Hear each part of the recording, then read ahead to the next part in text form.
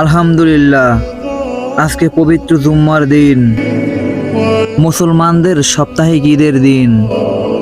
আজকের ওসিলায় যেন আল্লাহ আমাদের জীবনের সকল গুনাহগুলো মাফ করে দিক।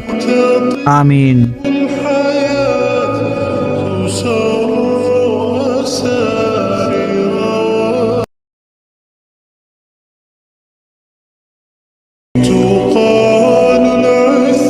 আলহামদুলিল্লাহ, আজকে পবিত্র জুম্মার দিন, মুসলমানদের সাপ্তাহিক ঈদের দিন।